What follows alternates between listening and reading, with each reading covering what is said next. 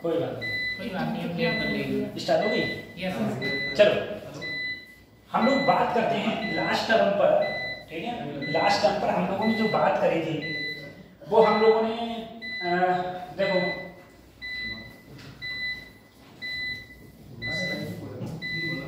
इसकी बात करी थी, थर्मोनिक एमिशन की बात करी थी, उसके बाद में फील्ड एमिशन की बात करी थी, सेकेंडरी एमिशन की बात करी थी, फोटो इलेक्ट्रिक एमिशन की बात करी थी, फोटो इलेक्ट्रिक इफेक्ट की बात करी थी, हमने कुछ ग्राफ्स की बात करी थी, यहाँ पर जो फोटो इलेक्ट्रिक करंट और इंटेंसिटी के बीच में जो ग्राफ होता है उसकी बात करी थी।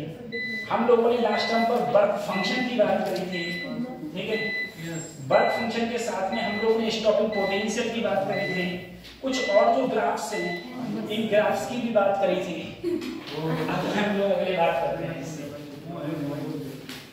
इसको पोलियो में क्या देना नहीं, ये भी इसका भी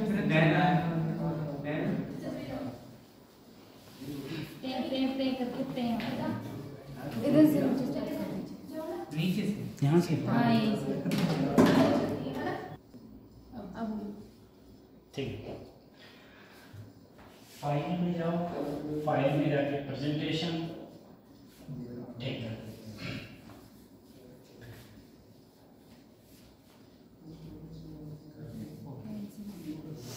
ये मिल जा रही है। अब ये क्या हो रहा है? ये तो सही। लास्ट टाइम पे हमने इन सब की बात करी थी और हाँ ग्राफ्स की भी बात हो गई थी और प्लांक्स क्वांटम थ्योरी की भी बात हम लोगों ने करी थी, ठीक है। प्लांक्स क्वांटम थ्योरी के बाद में हम जो लास्ट टाइम पे बात कर रहे थे वो हमने बात करी थी सर डी ब्रोगली वेवलेंथ, ठीक है। डी ब्रोगली वेवलेंथ की भी हम लोग बात कर रहे थे।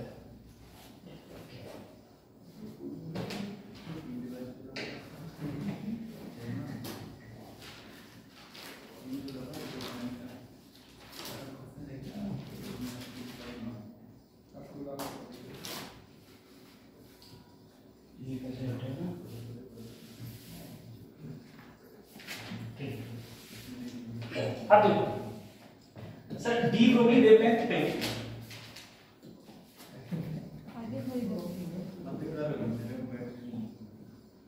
डी ब्रोगली वेवलेंथ में हमने डी ब्रोगली वेवलेंथ की बात करी थी। डी ब्रोगली वेवलेंथ को हम लोग किससे डिनोट करते थे सर? लैम्डा।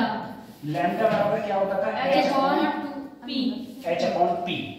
जहां पर जो p होता है p को हम लोग बोलते हैं मोमेंटम, हिंदी में बोलते हैं संवेग, ठीक है।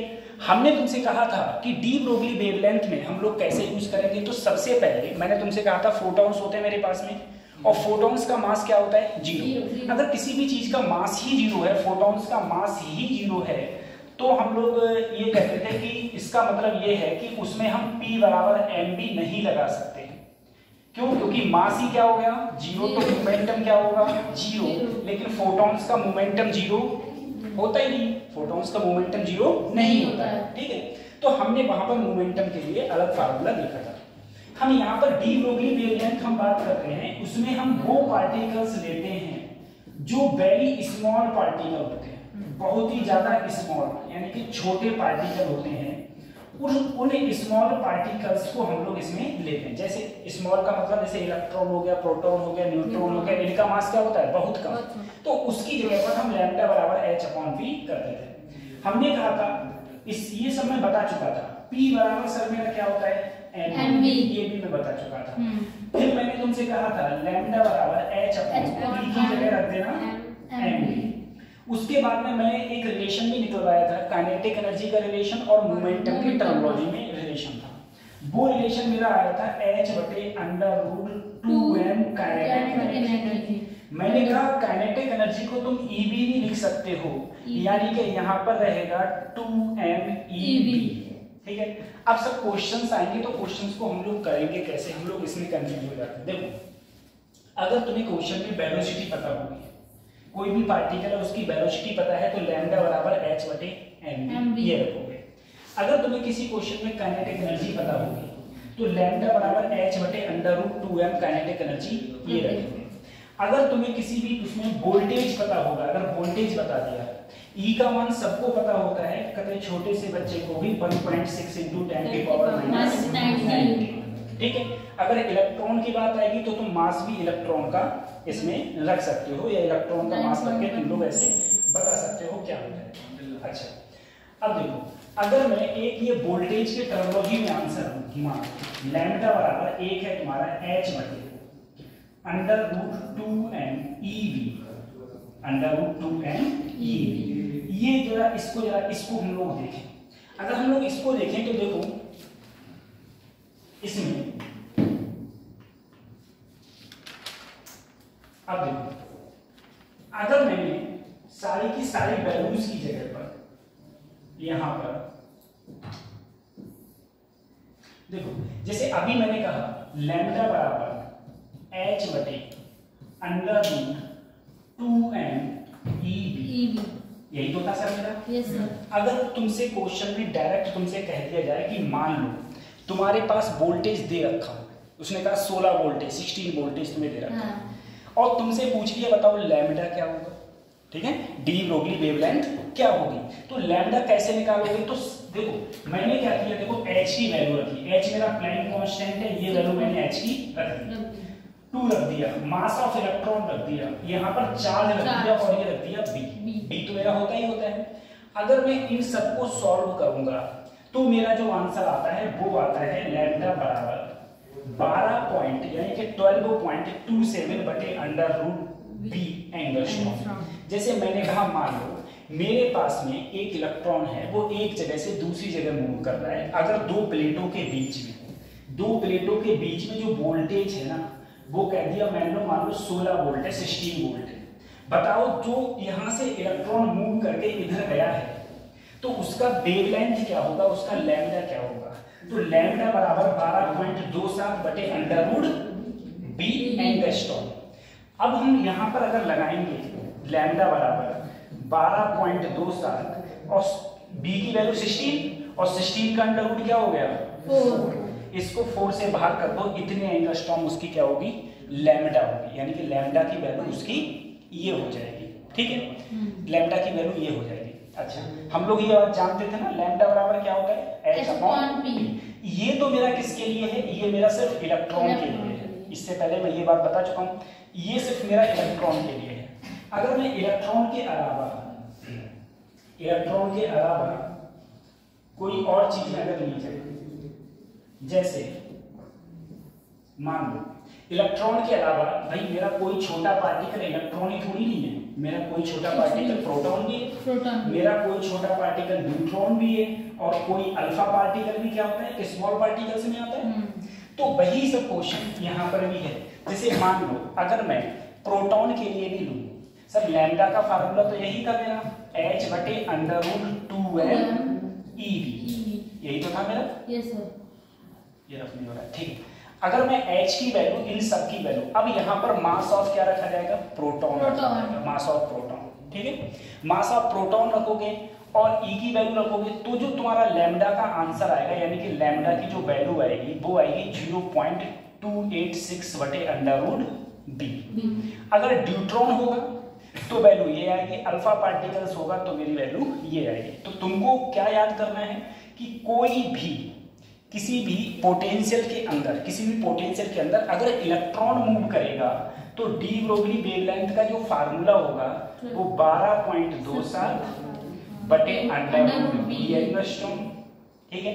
कोई मेरे पास प्रोटॉन होगा तो लैम्डा बराबर 0.286 बटे √b ये लगेगा। ड्यूट्रॉन के लिए पूछा जाएगा तो मुझे ये याद करना है, अल्फा पार्टिकल के लिए पूछा जाएगा तो मुझे ये याद करना है, ठीक है। तो मुझे ये क्रम से क्या करना है याद करना है, ठीक, ये चीजें सही, ठीक है। इसके बाद में देखो मैं तुमको एक बार बताऊं, अभी लगभग 2-4 दिन बाद में, ठीक है, मैं करीबन 8 से 10 क्लासें ऐसी लूंगा तुम्हारी, 8 से 10 क्लासेस ऐसी रहेंगी जिसमें मैं IIT जो मेंस का पेपर हुआ है इस बार, ठीक है, IIT मेंस का पेपर सॉल्व कराऊंगा। मैंने तुम्हें इससे पहले भी बताया है कि जो हमारी NTA बनाती है पेपर नीट का भी पेपर तुम्हारा NTA बनाती है, और जे जेई आईआईटी जेई का आईआईटी सॉरी आईआईटी मेंस का आईआईटी मेंस का पेपर भी एनटीए ही बनाती है, ठीक है। तो बनाने वाली एजेंसी सेम है, तो क्या पता उसके दिमाग में उसी टाइप से उठा के क्वेश्चन पूछे जाते हैं। और पिछली बार भी ऐसा हुआ है, अगर तुम लास्ट ईयर का क्वेश्चन तुम मेंस के उठा के देखो तो काफी सारे क्वेश्चंस वहीं से उठा के डायरेक्ट वहीं पर पूछ लिए गए थे। तो अपन क्या किया करेगा, अपन तुम्हारे लिए पेपर सेंड कर दिया करेगा, और पेपर सेंड करने के बाद में ग्रुप में आने के बाद मैं यहाँ पर तुम्हें पूरे का पूरा पेपर सॉल्व कराया करूँगा। 30 क्वेश्चन होते हैं, 1.5 घंटे में आराम से अपने सॉल्व कर लिया करेंगे, ठीक है। तो ऐसे हमारे कम से कम 10-12 पेपर हो जाएंगे, तो 10-12 पेपर बहुत ज़्यादा वैल्यूबल रहेंगे। फिजिक्स में क्या पता सेम उठ के वैसे ही क्वेश्चन तुमसे नीट में पूछेंगे, ठीक है। तो वो हर एक क्लास बहुत इंपॉर्टेंट होगी, ठीक है। सर अगर पहले प्रोटॉन, न्यूट्रॉन और अल्फा पार्टिकल्स की बात कर लें, कोई दिक्कत नहीं। अब देखो, ठीक है, अब से आओ अब देखो,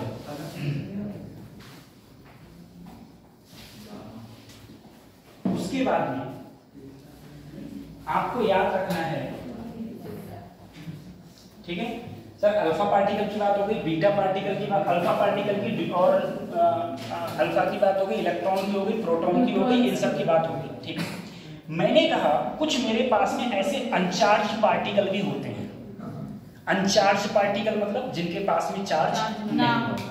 अगर कोई भी अनचार्ज पार्टिकल भी मूव करेगा, कोई भी अनचार्ज पार्टिकल, जैसे किसके पास चार्ज नहीं होता, न्यूट्रॉन। न्यूट्रॉन न्यूट्रल होता है, तुम सबको पता है उसके पास चार्ज नहीं होता है। अगर उसके पास चार्ज नहीं है तो तुम मुझे खुद बताओ, अगर एक तरफ नेगेटिव हो और एक तरफ पॉजिटिव हो, क्या वो इधर ना इधर अट्रैक्ट होगा ना वो इधर अट्रैक्ट होगा, यानी कि उस पर कोई फोर्स ही नहीं लग रहा होगा, ठीक है।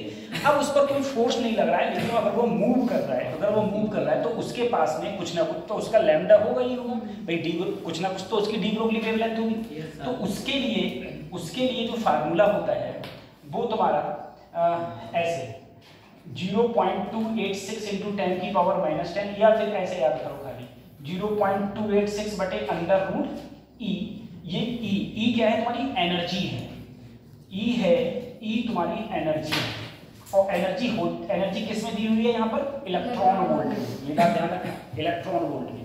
और तुम लोग अच्छी तरीके से जानते हो कि 1 इलेक्ट्रॉन वोल्ट बराबर 1.6 × 10⁻⁻19 जूल होता है, ठीक है।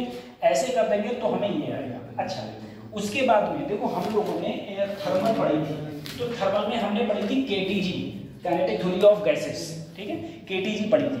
केटीजी में मैंने ये पढ़ा था कि कोई भी तुम्हारे पास में जो पार्टिकल्स होता है वो x, y, z तीनों डायरेक्शन में जा रहा है, ठीक है। वहां पर कोई भी गैस मॉलिक्यूल्स होता है, उसका टेम्परेचर T है, तो उसके पास जो एनर्जी होती है वो होती है E बराबर 3/2 kT, जहां K होता था बोल्ट्जमैन कांस्टेंट। याद रखना K क्या होता है, बोल्ट्जमैन कांस्टेंट, सर पहले ही पढ़ा। जैसे मान लो मेरे पास में एक ये गैस चैम्बर है, मैं थर्मल में जा रहा हूँ, थोड़ा सा गैस चैम्बर है। इस गैस चैम्बर में अगर मेरे पास में कोई गैस का कोई भी मॉलिक्यूल्स है, अगर वो एक डायरेक्शन में चल रहा है सिर्फ x में, तो उसके पास जो एनर्जी होगी वो होगी kT/2। बाई में चलेगा तो वहां पर भी kT/2, जेड में होगा तो भी kT/2। अब कोई भी गैस मॉलिक्यूल्स होते हैं वो तो हर डायरेक्शन में मूव करता है भाई, वो तो x में मूव कर सकता है, बाई में मूव कर सकता है, जेड में मूव कर सकता है। तो उसके पास में अगर मैं टोटल देखूं x, y, z तीनों को मिला के तो होती है 3/2 kT, जहां k क्या होता है, k होता है हमारा बोल्ट्जमैन कांस्टेंट, t हो गया टेम्परेचर। अब तुम खुद देखो सर, मेरा ये हो गया E की वैल्यू हो गई 3/2 kT, 3/2 kT। अगर मैंने 3/2 kT ये वैल्यू हो गई, और बोल्ट्जमैन कांस्टेंट जो k की वैल्यू होती है वो होती है 1.38 × 10⁻23 जूल पर केल्विन। ये बात याद रखना, ठीक है, ये हो जाती है जूल पर केल्विन, ये हो जाती है इसकी वैल्यू, ठीक। अब देखो, तो अगर कोई भी तुम्हारे लिए kT के साथ में कोई चीज आएगी तो तुमको क्या याद करना है, तुमको ये याद करना है। अच्छा देखो सर, एक बार बताओ, लैम्डा का जो फार्मूला था वो था मेरा h बटे बोलो √2m काइनेटिक एनर्जी। मैं ये बताने की कोशिश कर रहा हूँ ये वैल्यू कहाँ से आ रही है। ठीक है सर, ये लैम्डा का मेरा फार्मूला हुआ करता था, पता नहीं तुम लोग कैसे करे तो मिटल जाता है, तो क्या मिटल जाएगा? आपका नहीं आ रहा है। सर इरेजर तो यूज करिए पहले। लेजर इरेजर इरेजर ये है तो आप यूज करिए, हटाओ पूरा खत्म क्लीन करो। होगा। देखो एक बात जरा सोचो, खुद मुझे बताना सर, लैम्डा बराबर था h बटी √2m काइनेटिक एनर्जी। सिंपल सा सर मेरा ये था। मैंने कहा कोई न्यूट्रल पार्टिकल है, कोई न्यूट्रल का मतलब जिसके पास में कोई चार्ज नहीं है। चार्ज नहीं, ठीक है, चार्ज नहीं है तो मैं जानता हूं जो इसकी टोटल एनर्जी होती है वही तो काइनेटिक एनर्जी हो जाएगी, Yes. तो हुआ थोड़ी नहीं है। और वो एनर्जी कितनी है? 3/2 kT, वो एनर्जी है 3/2 kT। सही, मैं ये वैल्यू उठा के यहां रख दिया तो लैम्डा h ऐसे ही रहा, √2m ऐसे ही रहा, ये हो गया 3/2।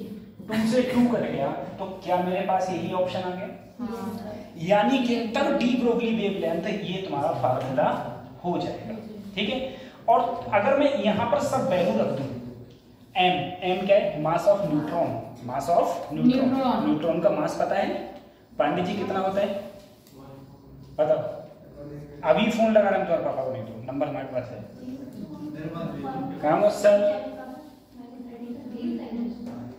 काम सर दुनिया को पढ़ाते हो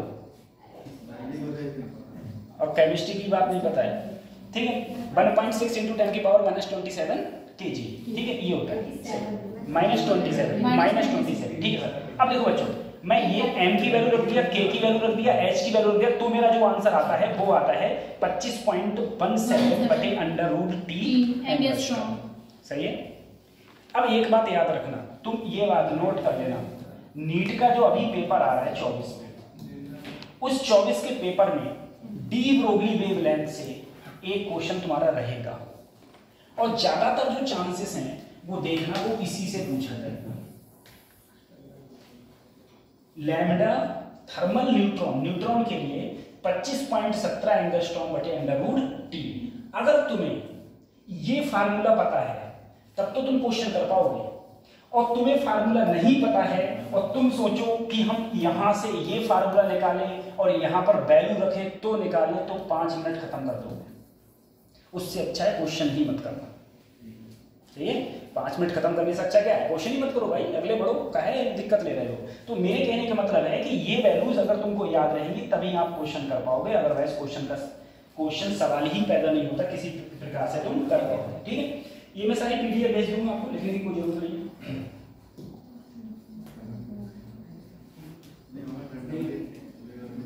अब बताओ, देखो कुछ क्वेश्चन है,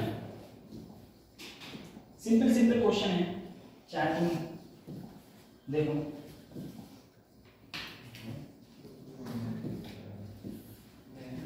कभी simple what is the momentum पूछ लिया, क्या पूछ लिया, और क्या पूछ लिया, स्पीड पूछ ली। अगर तुम्हें क्या पता है, एनर्जी पता है, ये एनर्जी तो है, ये क्या है, एनर्जी 120 इलेक्ट्रॉन वोल्ट। ठीक है, अब तुम जानते हो काइनेटिक एनर्जी का फार्मूला ही, सॉरी मोमेंटम का फार्मूला होता है, तुम लोग जानते हो कि सर मोमेंटम का फार्मूला होता है P बराबर √2m काइनेटिक एनर्जी, ये होता है सर। तुमसे मोमेंटम पूछा गया, वो भी किसका, इलेक्ट्रॉन का। तो सबसे पहले दो मास ऑफ इलेक्ट्रॉन 1.9 × 10⁻31 और काइनेटिक एनर्जी हो गई 120 इलेक्ट्रॉन वोल्ट है। तो सबसे पहले इलेक्ट्रॉन को कन्वर्ट करो 1.6 × 10⁻19। ठीक है, उठा के ये यहां से मोमेंटम तुम निकाल सकते हो, मोमेंटम यहां से निकाल सकते हो। अब बताओ, तुम्हें मोमेंटम अगर पता चल गया, दूसरा तुमसे क्या पूछा गया, स्पीड, यानी कि सर P बराबर क्या होता है, mv, तो B बराबर क्या हो गया, P बटे मोमेंटम यहां से आ गया, मोमेंटम की वैल्यू यहां रखी और m की वैल्यू इलेक्ट्रॉन की यहां रखी, तुम्हें चुपचाप क्या मिल गया, B मतलब वेलोसिटी मिल गई। बी क्या मिल गई? वेलोसिटी। उसके बाद में तुमसे क्या पूछा गया? लैम्डा।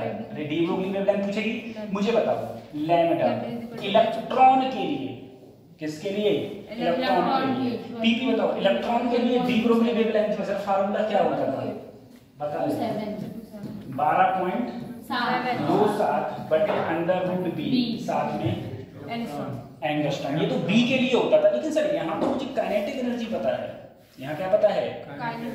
यहाँ तो अगर यहाँ वोल्टेज दिया हुआ होता तब तो मैं उठा के यहाँ रख देता, लेकिन यहाँ पर तो वोल्टेज है ही नहीं। यहाँ पर क्या पता है मुझे? काइनेटिक एनर्जी पता है। क्या पता है? Kinetic energy. तो देखो सर लैम्डा बराबर होता था h बटे under root 2n kinetic energy. ठीक है, मुझे काइनेटिक एनर्जी पता है, मास पता होता है, h पता होता है। यहाँ से भी मैं क्या निकाल सकता हूँ? लैम्डा की वैल्यू को फाइंड आउट हम लोग कर सकते हैं, मुझे कोई दिक्कत नहीं है। ठीक, ऐसे होता है। तो सिंपल स्टेप से इनको इस क्वेश्चन को करना है।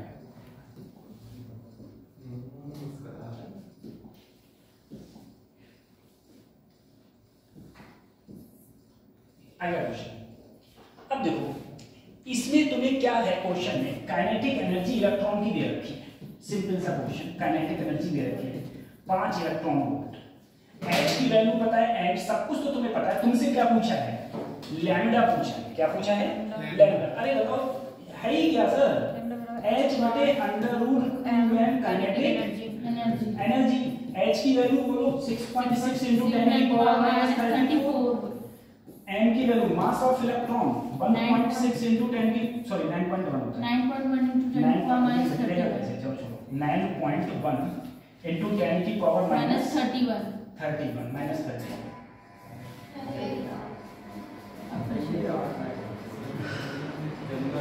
कट ले गया। लाइट चली गई।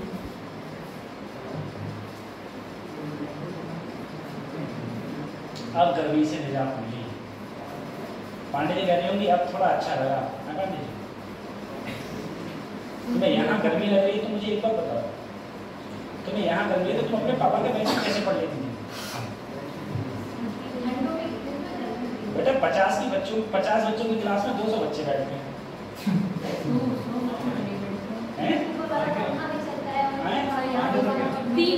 पढ़ने सके हाँ, इतनी बड़ी क्लास नहीं है और इतनी बड़ी क्लास में तुम 200 बच्चे डाल दो इसमें। बताओ बच्चे भी थोड़ी बार टाइम देखते हैं, पूरा नहीं पता है।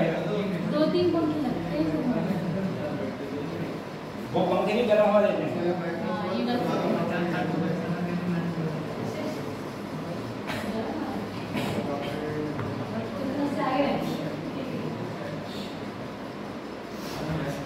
अपन को क्या है, लड़कियां तो इधर बैठती है साइड से, या तो बाहर बैठ जाइए, अगले बैठ जाइए। क्यों? ठीक है, सही सर। तो वही मैं आप लोगों से कह रहा था कि सर फार्मूला हमारा वही लगना है। ठीक है, आंसर तो तुम निकाल ही लोगे। एच मेरा कहने का, मैं इसमें सिर्फ इतनी बात और कह रहा था कि यहाँ पर जो तुम काइनेटिक एनर्जी लगाओगे ना बच्चों, वो सिर्फ 5 इलेक्ट्रॉन वोल्ट की जगह ई की जगह लगाओगे 1.6 into 10 की पावर माइनस 19। ठीक है, ये करके यहाँ पर इतनी वैल्यू लगाओगे तब तुम्हारा किसका वैल्यू, तब तुम्हारा किसका फार्मूला आएगा, तब तुम्हारा लैम्डा का फार्मूला आ जाएगा। यानी कि ना मास तो लगाना ही पड़ेगा ना तुम्हें, मास ऑफ इलेक्ट्रॉन तो तुम्हें लगाना ही पड़ेगा। ठीक है, तो इस टाइप से क्वेश्चन मास ऑफ इलेक्ट्रॉन। ठीक है,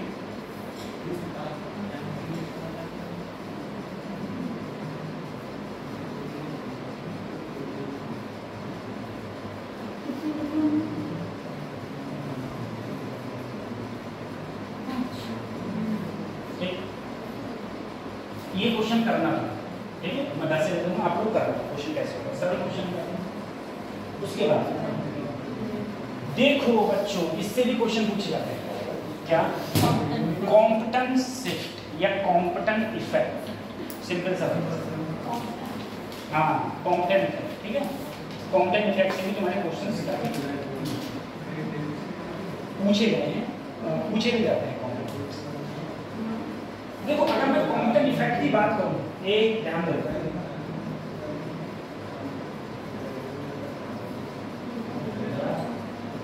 देखो की बात करें, ये बेसिकली वीडियो थी, ठीक है, लेकिन ये चल नहीं रही है। तो नेट से सर्च करो ना, वीडियो चल जाती है। अच्छा, तो इसमें नेट कौन ऐड करेगा? वाईफाई ऑन करना है। वाईफाई इसमें यहाँ कहाँ लगा हुआ है? नहीं, फोन से। हॉटस्पॉट ऑन करो। फोन से वाईफाई ऑन करें। हम तो ऐसे ही बता रहे हैं। देखो ऐसा हुआ, मेरी बात सुनो सर, ऐसा है, ये मेरे पास में कोई भी, मैंने एक तुम्हारे लिए एटम ले लिया है, ये हमारे पास कोई एटम है, ये क्या है? न्यूक्लियस। न्यूक्लियस में प्रोटॉन और हाँ सही कह रहे, प्रोटॉन और न्यूट्रॉन, यही तो होते हैं। सही, इसके लिए चारों ओर क्या है? इलेक्ट्रॉन। तो कोई दिक्कत नहीं। अब देखो कॉम्पटन इफेक्ट क्या कहते हैं? कॉम्पटन इफेक्ट करता है यहां से कोई भी फोटोन आ रहा है, ये आ रहा है फोटोन। फोटोन की एनर्जी क्या होती है?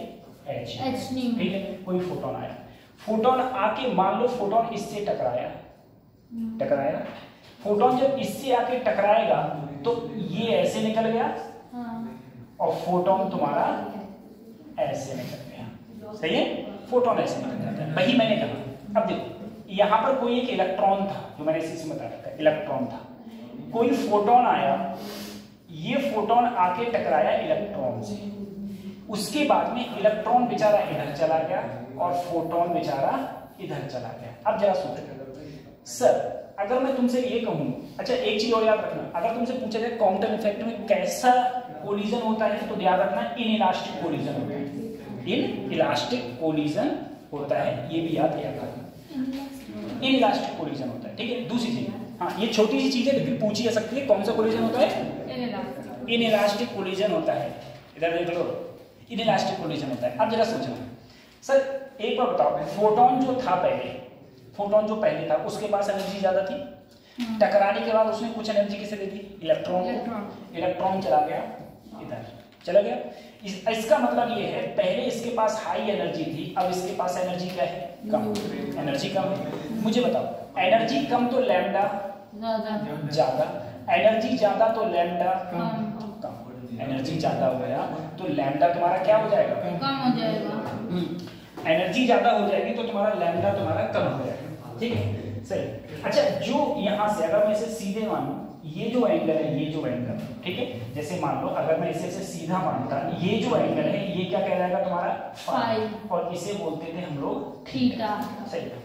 अगर मैं तुमसे कहा कि देखो कितना लैम्डा की वैल्यू कितनी चेंज हुई, उसी को हम लोग क्या बोल देते हैं? Compton effect. लैम्डा की वैल्यू कितनी चेंज हुई, तो 100% सर ये लैम्डा फाइनल ज्यादा होगा, ये लैम्डा इनिशियल क्या होगा? कम होगा, क्योंकि इसके पास हम लोग जानते हैं ना एनर्जी क्या होती है? एससी बटे लैम्डा। एनर्जी ज्यादा तो लैम्डा कम, ये तो बच्चे को पता चल गया, तो हर किसी को पता है। तो अगर मैं फाइनल माइनस इनिशियल करूं लैम्डा का, दोनों का अंतर निकालूं, तो डेल्टा लैम्डा आएगा h बटे m नॉट c, ब्रैकेट में 1 माइनस कॉस 5, जहां m नॉट का है ये इलेक्ट्रॉन का मास है, ये किसका मास है? इलेक्ट्रॉन का, ये याद रखना इलेक्ट्रॉन का मास है। c क्या है? सबको पता है, c क्या है? स्पीड ऑफ लाइट, ठीक है, स्पीड ऑफ लाइट। अब जरा समझो सर, c मेरा जो है वो इसमें स्पीड ऑफ लाइट है, ये बात आपने बता दी, चलो सही है। अब मुझे एक बात बताओ, अगर मैं ये कहूँ ये cos फाई की, यानी कि जो फाई की वैल्यू है, फाई की वैल्यू अगर 0 डिग्री हो जाए, इसका मतलब ये है, फाई की वैल्यू 0 डिग्री का मतलब क्या है कि यहां से फोटोन आए, ठीक है, और फोटोन आके मान लो इससे टकराया, उसके बाद में फोटोन अब भी सीधे ही निकले, तभी तो यहां से एंगल कितना माना जाएगा? 0 डिग्री। अगर यहां 0 करूं, cos फाई, cos 0 क्या होता है? 1, तो 1 माइनस 1 0, यानी कि तब तुम्हारा कॉम्पटन शिफ्ट ही क्या आएगा? 0, यानी कि जो वेवलेंथ उसकी पहले थी वही वेवलेंथ अब है। इसका मतलब यह है कि वो टकराया ही नहीं है। अगर टकराता तो 100% कुछ ना कुछ तो एनर्जी लॉस करता, तो लैम्डा की वैल्यू में भी क्या होती है? चेंजमेंट। लेकिन अगर मैं कहूँ फाई की वैल्यू 90 डिग्री है, सर 90 डिग्री का मतलब ये हुआ कि मान लो एक कोई फोटोन आया, टकराया, टकराने के बाद में फोटोन चला गया इधर, फोटोन इधर चला गया, ठीक है, फोटोन इधर चला गया, तो बताओ ये यहाँ से कितना एंगल बना रहा है? 90। अच्छा, cos 90 क्या होता है? क्रॉस वन बाई जीरो, तो डेल्टा, तो तुम्हारा जो कॉम्पटन शिफ्ट आया वो h बटे m नॉट c, यही तो आया, h बटे m नॉट c आया। ठीक है, अगर मैं ये कहूँ बेटा कि मान लो कोई फोटोन बेचारा आए, टकराए, जैसे टकराए वैसे ही वापिस हो जाए, इसका मतलब ये है कि एंगल कितना होगा 180 डिग्री, एंगल कितना हो जाएगा। और अगर मैं यहाँ 180 रखूं, cos 180 की वैल्यू माइनस माइनस क्या हो जाएगा प्लस, यानी कि 2 हो जाएगा, क्या हो जाएगा 2। तो ये तुम्हारा ऐसे ऐसे कॉम्पटन इफेक्ट में तुमसे क्वेश्चंस पूछे गए हैं और तुम्हें पता होना चाहिए। ठीक है, ये चीज रहती है। बस कॉम्पटन इफेक्ट में इतना ही है कि सर जी कोई भी फोटॉन्स होता है वो इलेक्ट्रॉन से टकराता है तो वो अपनी एनर्जी का लॉस कर देता है, एनर्जी का लॉस करेगा तो उसकी लैम्डा की वैल्यू में भी क्या होती है, चेंजमेंट होता है। और जब लैम्डा चेंज होगा, क्या चेंज होगा, लैम्डा चेंज होगा, यानी एनर्जी चेंज होगी तो लैम्डा चेंज होगा, और कितना लैम्डा चेंज होगा या कितना शिफ्टिंग होगी उसी के बारे में हम लोगों ने इसमें ऐसे बात, हाँ, उसी के बारे में हम लोग इसमें बात करते हैं। ठीक है, उसके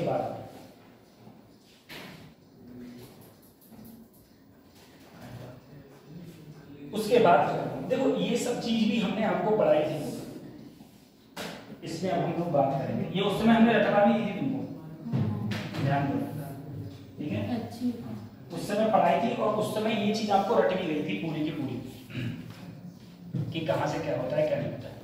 ठीक सर, देखो इसमें जो है वो है हमारा इंटेंसिटी ऑफ फोटॉन, हाँ, intensity of photon, intensity of photon. अब देखो, अगर मैं तुमसे कहूं कि मान लो हम लोग अभी बाहर जा रहे हैं तो हमारे ऊपर फोटॉन्स ज्यादा पड़ रहे हैं, जब फोटॉन्स ज्यादा पड़ेंगे तो हम लोग उसकी भाई इंटेंसिटी भी होगी, फोटॉन्स की कुछ ना कुछ इंटेंसिटी होगी, और फोटॉन्स हमारे ऊपर प्रेशर भी लगाते हैं, लेकिन वो प्रेशर या फोर्स इतना कम लगता है कि वो हम लोगों को पता ही नहीं होता, वो हम लोगों को पता भी नहीं होता क्योंकि वो हमारे बचपन से लगता आ रहा है, इसलिए हम लोगों को पता नहीं होता है। ठीक है, ये चीजें पड़ जाती हैं। तो मैंने क्या किया था, इसमें डायरेक्टली बता रहा हूँ धीरे तेजी से, कि यहाँ पर मैंने कोई एक एरिया लिया, क्रॉस सेक्शन, इसका जो एरिया हो गया वो ए हो गया, यहाँ पर कोई भी फोटॉन्स आ रहे हैं, फोटॉन्स इस पर पड़ रहे हैं, पी क्या है, एक प्रकार से पी है तुम्हारा पावर, आई है इंटेंसिटी और ई है एनर्जी। ठीक है, अगर मैं कहूँ एक फोटोन की एनर्जी क्या होती है तो तुम बोले एक फोटोन की एनर्जी होती है सर h। अगर इसके ऊपर n फोटॉन्स पड़ रहे हैं तो n फोटॉन्स की एनर्जी हो जाएगी n h, और मैं अगर चाहूँ तो न्यू की जगह लिख सकता हूँ c अपॉन लैम्डा, सिंपल सा सर। ठीक है, तो मैं कहूँ कि टोटल फोटोन कितनी एनर्जी डाल रहे हैं तो NHC अपॉन लैम्डा। अगर मैं पावर की बात करूंगा तो पावर का फार्मूला होता है energy per unit time. Energy कितनी पड़ रही है, एनर्जी कितनी पड़ रही है n, या तो NHU लिख दो अपॉन t। अब देखो capital N upon t, capital N क्या होते हैं, टोटल नंबर ऑफ फोटॉन्स जितने पड़ रहे हैं पर यूनिट टाइम, ये हो गया फोटोन की एक प्रकार से डेंसिटी, कितने number of photons per unit time पड़ रहे हैं, ये है स्मॉल n। ठीक है, स्मॉल n को हम लोग क्या लिख सकते थे, कैपिटल N अपॉन t। यहां से देखो मैं यहां से अगर मैं n की वैल्यू निकालूं, ठीक है, n बराबर हो जाएगा तुम्हारा p अपॉन e, और अगर हम लोग देखें p तुम्हारा ऐसे ही और e की जगह क्या लिख दिया h न्यू, e की जगह लिख दिया h न्यू, और जब मैंने न्यू की जगह लिखा तो c अपॉन लैम्डा। तुम्हें क्या याद करना है, तुमको क्या याद करना है, पहले ये देखो कि सर जी जो इंटेंसिटी का जो फार्मूला आता है फाइनल में, इंटेंसिटी का जो फार्मूला आता था वो आता है NHU अपॉन A। एक तो तुमको ये याद करना है बस कि कोई भी इंटेंसिटी अगर किसी भी एरिया पर पड़ रही है तो इंटेंसिटी का फार्मूला होता है NHU upon A, NHU upon A, ये इंटेंसिटी का फार्मूला होता है। ठीक है, और जो मेन चीज है वो सिर्फ ये है, बस खाली ज्यादा दिमाग मत दौड़ाओ, खाली इतना याद रखो कि एक तो ये याद रखो कौन सा इंटेंसिटी, हाँ, एक तो तुम्हें प्रेशर याद रखो। ठीक है, प्रेशर ऑन द सरफेस वो होता है हाँ 2I अपॉन C, वो होता है 2I अपॉन C। ये मतलब ये है कि हाँ, अगर मैं बात करूं तुमसे कि सर मेरे पास कोई सरफेस है, उस सरफेस पर लाइट आ रही है और रिफ्लेक्ट होके बाहर जा रही है, तो इसके ऊपर जो प्रेशर लगेगा वो लगेगा 2I/c। बस इतना याद तुमको रखना है, 2I/c। अच्छा, और जो पावर होती है, ठीक है, हाँ यही होता है। सॉरी, प्रेशर का फार्मूला, कितना प्रेशर लगेगा, तो प्रेशर लगेगा 2I/c और I हो जाएगी तुम्हारी इंटेंसिटी। I हो जाती थी तुम्हारी इंटेंसिटी, बस इतना याद, I तुम्हारी intensity upon C C speed of light, C speed of light होती है, ठीक है। ये तुमको बस इतना याद तुमको यहाँ पर रखना है। उसके बाद ये देखना है, देखो अच्छा देखो क्या हो, पहली चीज ये सरफेस है, लाइट आई और लाइट गई। अगर 100% रिफ्लेक्टिंग सरफेस है, अगर 100% रिफ्लेक्टिंग सरफेस है तो लाइट आ रही है और लाइट जा रही है, तो तुम्हारा जो प्रेशर का फार्मूला था तो था 2I/c।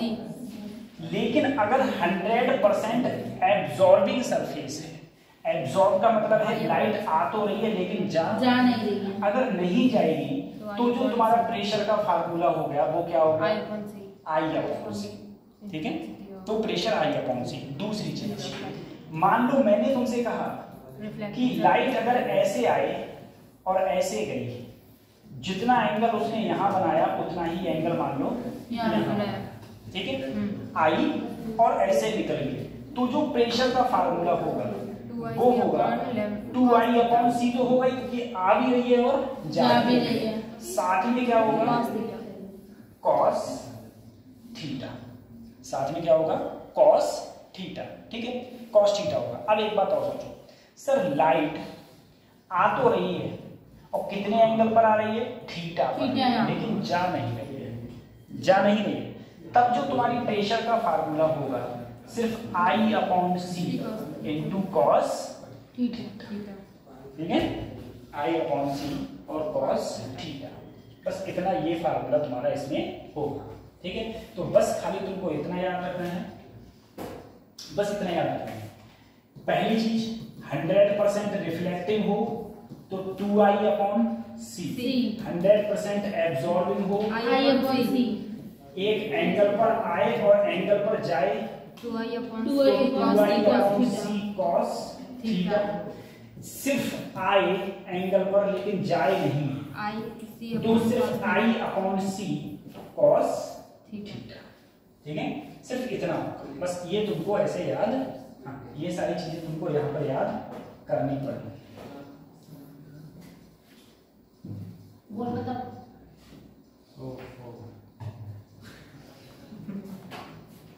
परेशान कर दे बच्ची क्या, बोल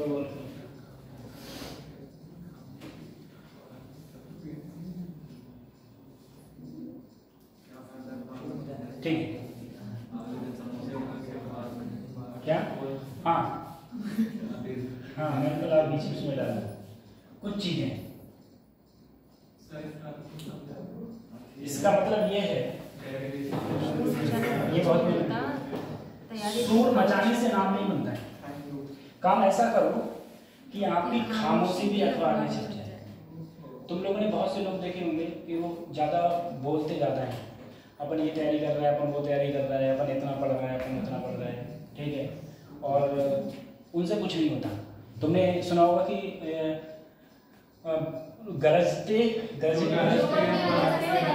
जो गरजते हैं वो बरसते हैं, ऐसे जो गरजते हैं वो बरसते हैं। तो मेरे कहने का मतलब ये है, आपने भी तो पंडित जी से पानी मांग लिया। हाँ देखिए, पंडित जी हमेशा हर चीज लेना नहीं,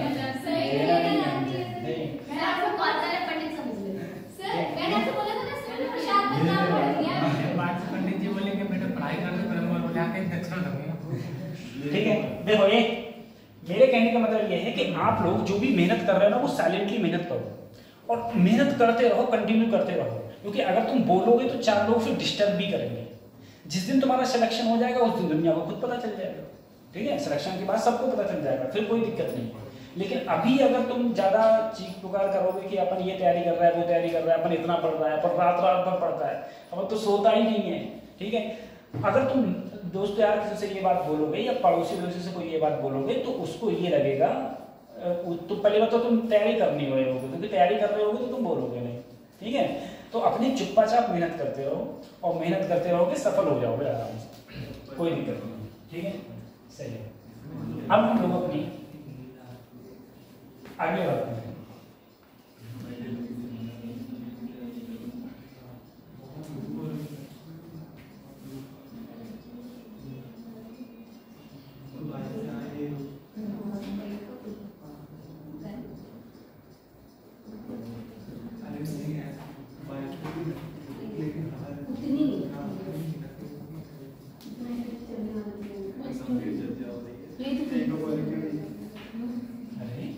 दोनों एक ही है क्या? अभी आपने यही वाली खोली, पहली वाली खोली है। आप कौन सी खोलनी है? फर्स्ट वाली खोली है। पहले तो बोल गई।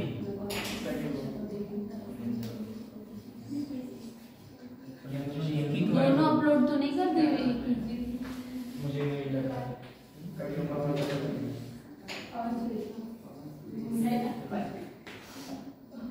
तो एक ही है, ये भी वही है और ये भी वही ये है। भी वही है।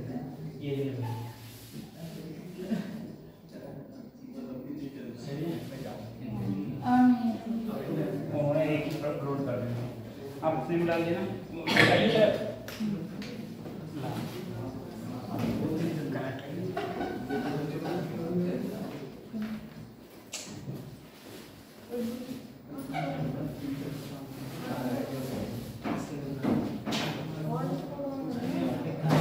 नंबर क्या था बच्चे आपका? 639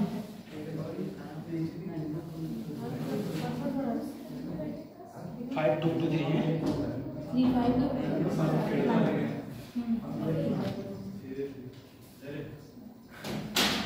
ठीक है, देखो भाई 128। सही है। चलो इसके बाद में इन दोनों ने एक ही डाल दी है भैया। क्या हो रहा है? तभी जल्दी कर दी। 1 1 3 चलो हम वो ही 9 5 6 7 8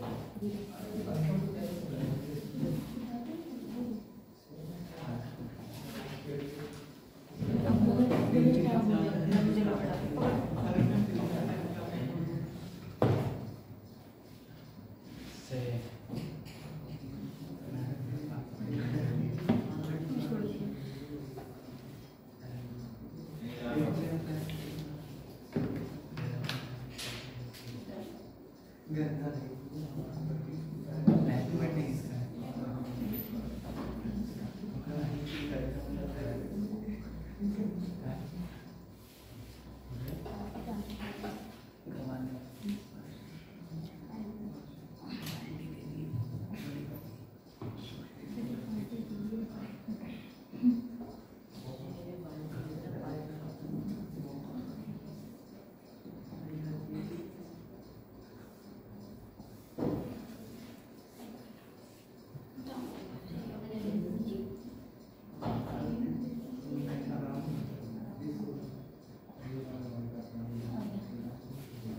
ओके ना लोग अब इसमें कैसे चलेगा? स्कैन करके जी ये वाला हाँ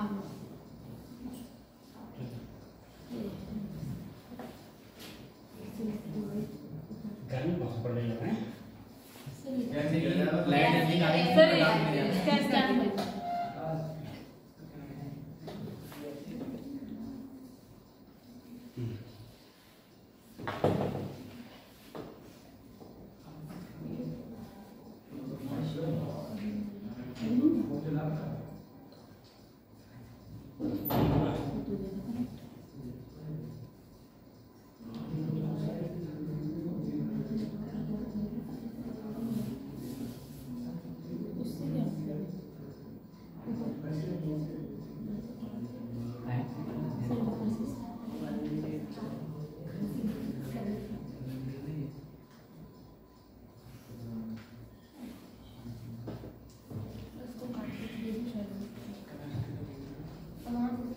जल्दी खोल लो अगर डब्बी लगी हो तो। वो नहीं वाल लेडी मीटिंग ये वाल नहीं करनी बैठना अच्छा लगता है। ऐसे करूँ क्या? इससे कुछ नहीं होगा। तो राय यही तो है आ रहा है अब एक बार एक बार फिर से बता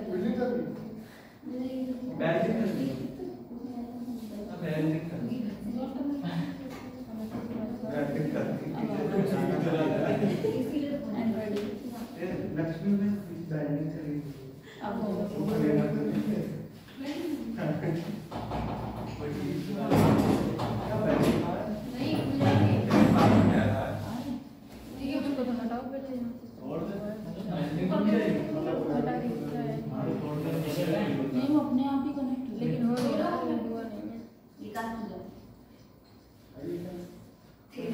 नहीं हुआ?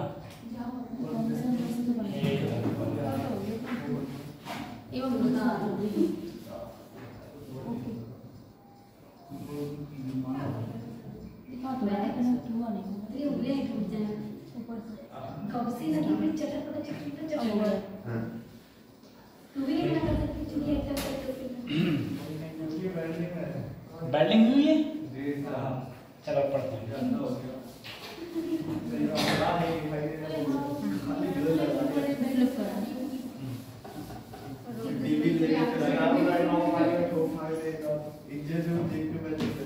बैठ जाओ चुपचाप, आधा घंटा रह गया।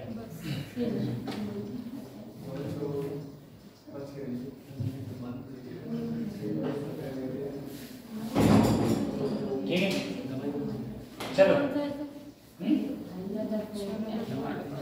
उसके बाद में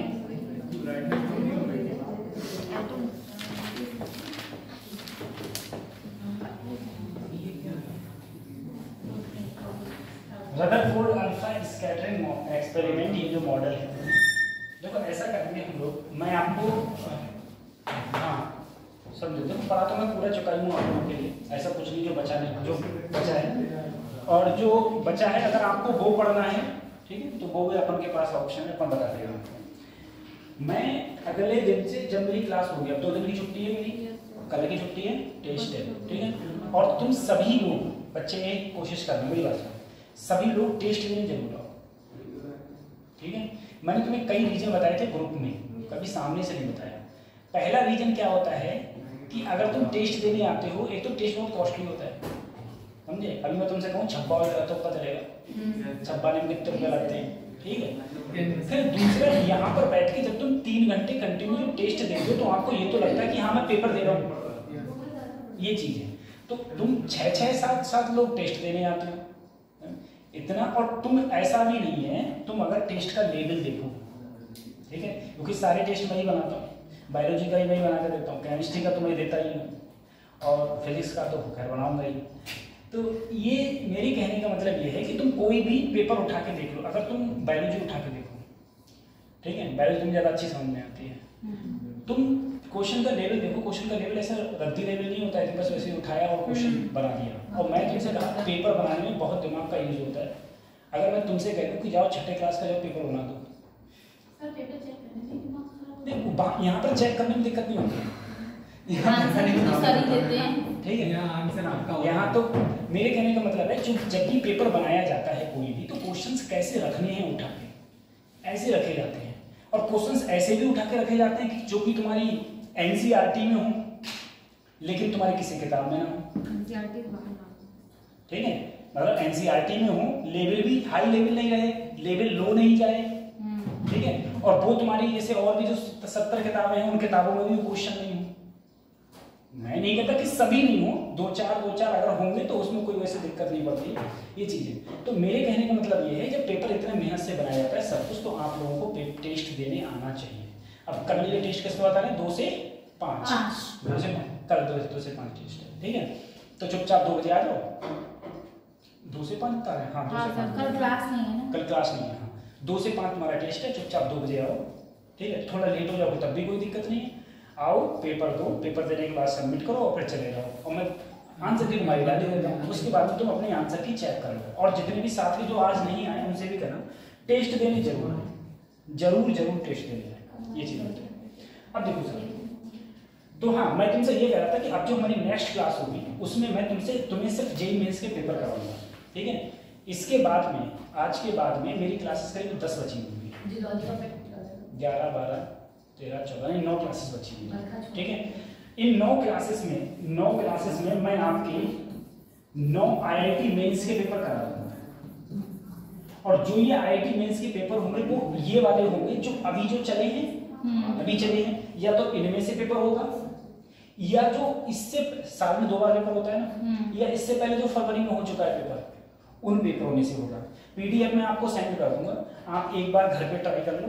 घर पे ट्राई करने के बाद जो भी ना हो, मैं तो यहाँ सारे के सारे 30 के 30 क्वेश्चन कराऊंगा, ठीक है। 30 के 30 क्वेश्चन ऐसे पीडीएफ पे चलता रहेगा, यहाँ सॉल्यूशन दिया अगले वाला, सॉल्यूशन दिया अगले वाला, सब कुछ अपना ऐसे चलेगा, ठीक है। तो उसमें दिक्कत नहीं है। और वो जो क्लासेस होंगी वो तुम छोड़ना मत, क्योंकि क्या पता कौन सा क्वेश्चन कब तुम्हारे सेम टू सेम ऐसे रखा आ सकता है, आ सकता नहीं आएगा, उसी से क्वेश्चन आएगा, ठीक है। लेवल तो वही रहेगा, क्वेश्चन का टाइप हमारे वही रहेंगे। अब देखिए मैं बात करूं सर रदरफोर्ड की। रदरफोर्ड ने क्या काम किया, देखो इससे पहले हम सभी लोग ये समझते थे, कि जो भी हमारे पास में एटम है, उस एटम के अंदर पॉजिटिव और नेगेटिव चार्ज, जो पार्टिकल चार्ज हैं वो समान रूप से फैले हुए हैं, ठीक है। यही तो था तरबूज वाला बताया गया था। लेकिन रदरफोर्ड ने ये कहा कि नहीं ऐसा नहीं है। रदरफोर्ड ने कहा कि बीच में तुम्हारे पॉजिटिव और नेगेटिव होते हैं, वो बीच में न्यूट्रॉन और प्रोटॉन होते हैं, और चारों ओर क्या होते हैं, इलेक्ट्रॉन। जैसे मैंने तुम्हें ये एटम बता रखा है, ये मैंने मान लो ये गोल्ड का है, जरूरी है गोल्ड का हो, किसी और का भी हो सकता है, ठीक है। यहाँ पर मैंने तुम्हें देखो इसमें क्या है, जैसे अगर तुमने इसे प्रोटॉन माना तो इस वाले को क्या मानो, न्यूट्रॉन। एक तरफ का प्रोटॉन है और एक तरफ का क्या है, न्यूट्रॉन। और इस न्यूट्रॉन इसके चारों ओर क्या मूव कर रहे हैं, तुम्हारे इलेक्ट्रॉन मूव कर रहे हैं। अब इन्होंने ऐसा क्या करा, इन्होंने जो ये काम किया वो तुम्हारा किया गोल्ड पार्टिकल के लिए, ध्यान रखना। इन्होंने जो ये काम किया वो किया गोल्ड पार्टिकल के लिए, ठीक है। देखो ये ग्राफ है जो तुम बहुत अच्छी तरीके से जानते भी हो इस ग्राफ के बारे में, ठीक है। कैसे, ये इनका मॉडल था। इन्होंने क्या किया, एक गोल्ड फॉइल, तुम्हें पता है इस गोल्ड फॉइल की जो थिकनेस होती है, यानी कि जो मोटाई है, वो माइक्रोमीटर में होती है। माइक्रो समझ रहे हो, 10⁻⁻⁶ इतनी पतली होती है कि अगर मैं ऐसे रख दूं, ऐसे फॉइल रख दूं, तो तुम्हें इधर से दिखेगी ही नहीं, इतनी पतली होती है, ठीक है। तो 1 माइक्रोमीटर में लगभग ये होती है। उसके साथ में ये गोल्ड फॉइल है। यहाँ से इन्होंने कोई एक रेडियो एक्टिव सब्सटेंस लिया, इस रेडियो एक्टिव सब्सटेंस से इन्होंने अल्फा पार्टिकल निकले, और वो अल्फा पार्टिकल तो हर दिशा में निकले, ठीक है। कुछ ऐसे सीधे गए, जो सीधे गए अल्फा पार्टिकल्स वो इससे टकराए। इससे टकराने के बाद इन्होंने ये देखा अधिकतर जो अल्फा पार्टिकल्स थे वो सीधे गए, बहुत कम मात्रा में अल्फा पार्टिकल्स इधर उधर रिफ्लेक्ट हुए। कैसे पता चला, तो उसके लिए इन्होंने, ठीक है, एक जिंक सल्फाइड की स्क्रीन ली, ठीक है। एक जिंक सल्फाइड की क्या ली, स्क्रीन। अब जिंक सल्फाइड की स्क्रीन का क्या मतलब था, जिंक सल्फाइड की स्क्रीन का मतलब था कि अगर इस पर अल्फा पार्टिकल गिरेंगे तो ये चमकेगी, ठीक है। अल्फा पार्टिकल गिरेंगे तो चमकेगी। तो इन्होंने देखा कि यहाँ पर ये बीच में ज्यादा चमक रही है, इधर उधर क्या चमक रही है, कम चमक रही है, ठीक है। बीच में सबसे ज्यादा चमक रही है, इधर उधर कम चमक रही है। तो इससे इन्होंने अनुमान लगाया कि ज्यादातर जो इनके पास में अल्फा पार्टिकल्स हैं वो कहाँ गिर रहे हैं, इधर, और सारे अल्फा पार्टिकल्स कहाँ हैं, बहुत कम अल्फा पार्टिकल्स इधर और उधर, हाँ इधर उधर जा रहे हैं, ठीक है। ये चीज है। उसके बाद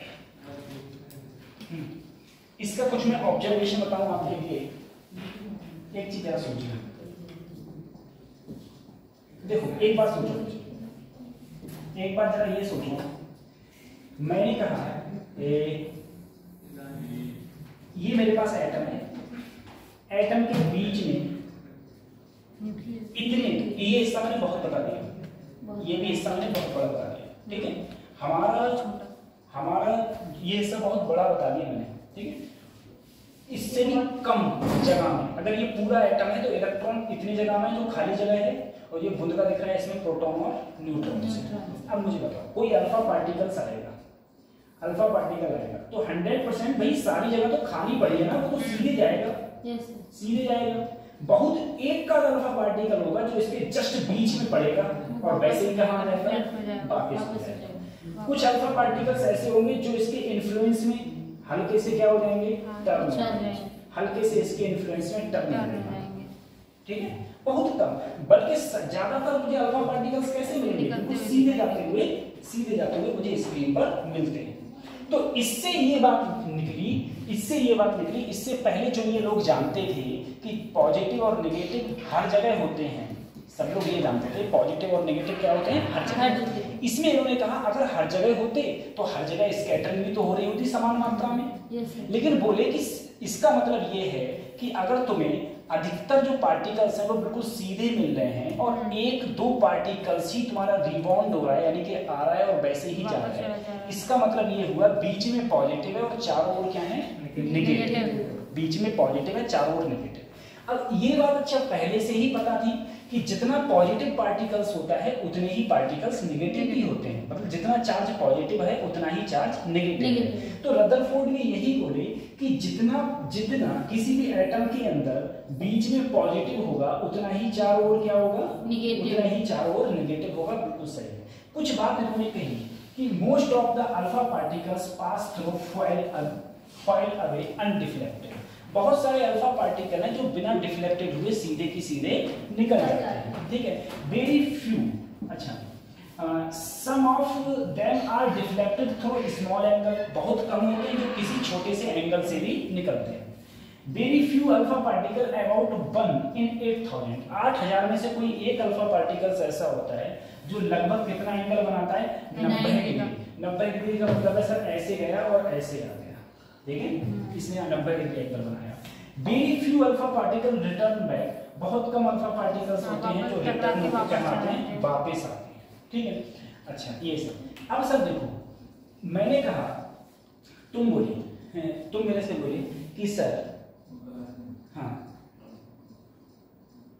देखो, आप हमसे बोले कि सर ऐसा है, अगर हम लोग बात करें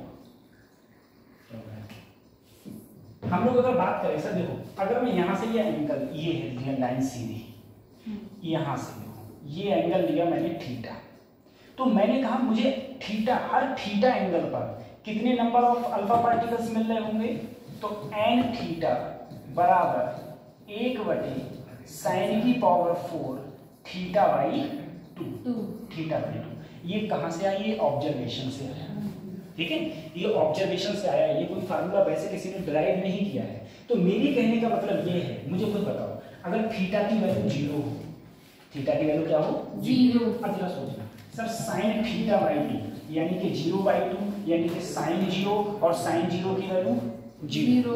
अगर किसी संख्या के नीचे 0 हो जाएगा तो 1/0 क्या आ जाएगा, इन्फिनिटी, यानी कि सर अगर ये एंगल 0 हो तो मुझे लगभग यहाँ पर इनफाइनाइट अल्फा पार्टिकल्स मिलेंगे।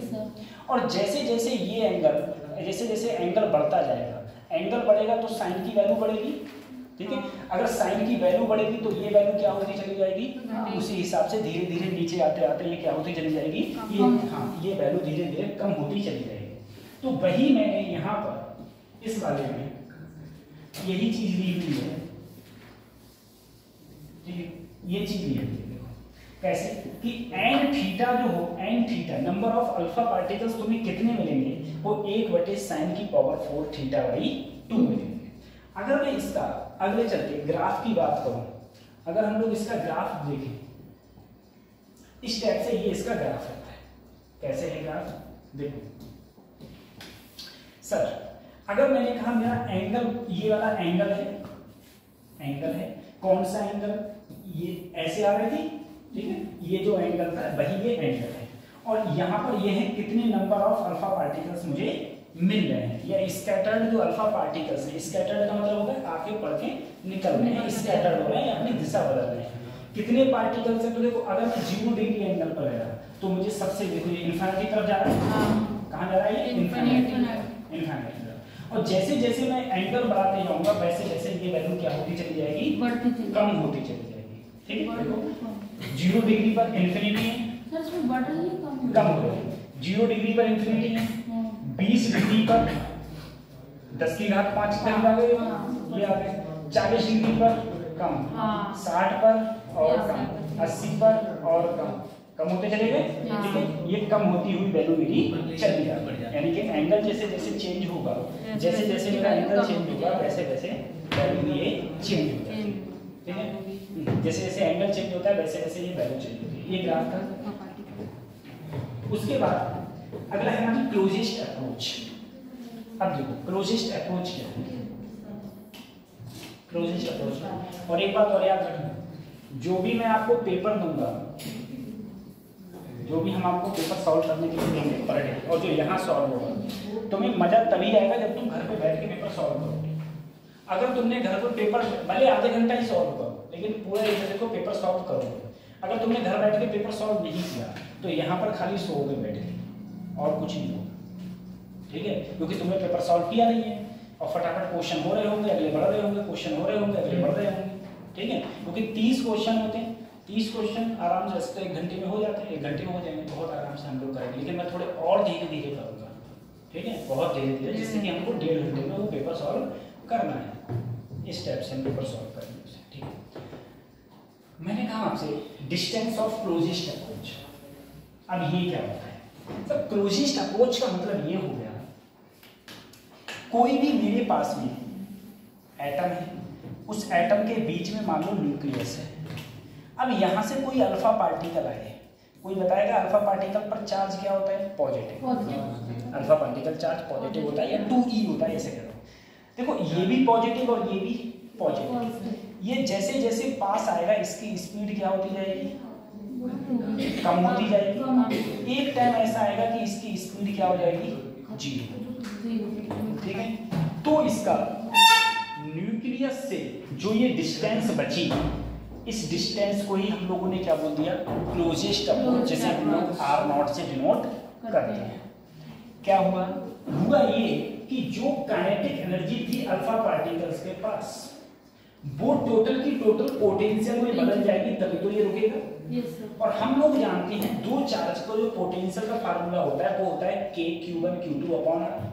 तो अगर इसका Z है, इसके जो न्यूक्लियस होगा उस पे चार्ज होगा Ze और इलेक्ट्रॉन पर होता है 2e, और दोनों के बीच की डिस्टेंस R।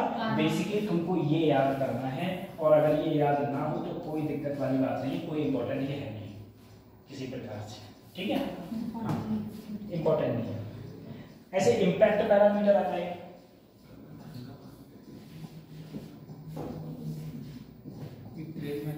इम्पैक्ट पैरामीटर, देखो इम्पैक्ट पैरामीटर क्या है? इम्पैक्ट पैरामीटर का मतलब ये है कि ये न्यूक्लियस है, ये न्यूक्लियस है। अगर कोई न्यूक्लियस का बीचों बीच यही तो है। Yes sir. अगर यहाँ से कोई अल्फा पार्टिकल आया, ठीक है, तो वो जैसे आएगा बीच में पड़ेगा वैसे ही वापस। लेकिन अगर कोई अल्फा पार्टिकल्स ऐसे आएगा, साइड में ठीक है, हाँ, तो ये ऐसे मूव करेगा। हाँ, या कोई ऐसे आएगा तो ऐसे चला जाएगा। ठीक है, तो ये कुछ ना कुछ क्या बना रहा है? एंगल।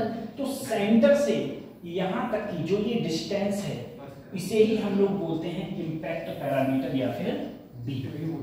इम्पैक्ट पैरामीटर या फिर बी। इसका भी तुमको अगर खाली याद हो जाए तो खाली बस फार्मूला याद कर लेना, b बराबर 1/4πε0 ZE² cot θ/2/k। ठीक है, ये सब इसका फार्मूला हो जाएगा। ठीक, ये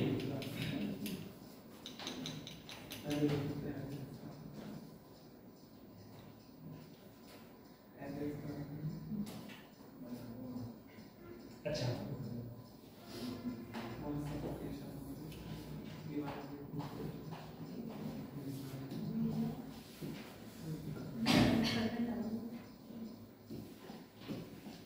बोहर एटॉमिक मॉडल पता है किसी को? बोहर एटॉमिक मॉडल, इससे क्वेश्चन आएंगे ये। ठीक है, इसके बारे में कुछ बता देता हूँ। सर बोहर एटॉमिक मॉडल ये कहता है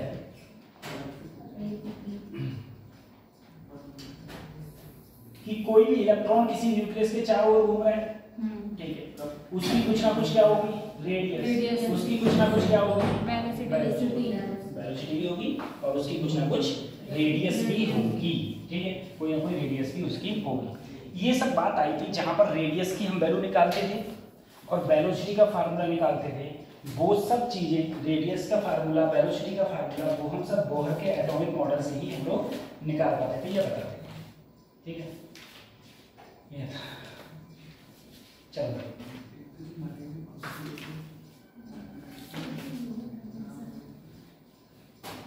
बात कर रहे हैं बोहर एटॉमिक मॉडल की।